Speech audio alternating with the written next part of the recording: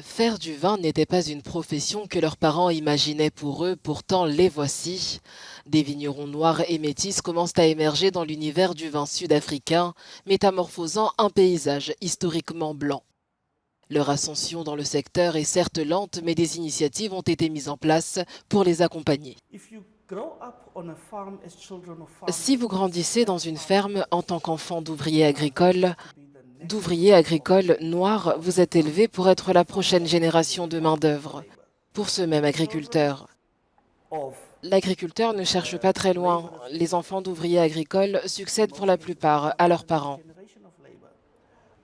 Après avoir passé une quinzaine d'années à économiser, Paul Sigouka est aujourd'hui l'heureux propriétaire d'un domaine près du Cap qu'il a remis en état et inauguré fin 2021.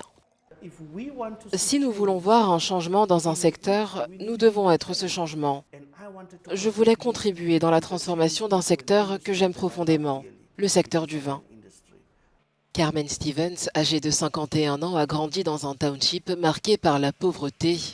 Pour sa marque de vin éponyme, dont le premier millésime date de 2014, elle achète ses raisins à des viticulteurs de la région ne possédant pas de terre. En termes d'investissement, cela reste un grand défi et c'est une des raisons pour lesquelles je crois qu'il n'y a pas beaucoup de parties prenantes noires, car nous ne venons pas d'un milieu où nous possédons les fonds nécessaires.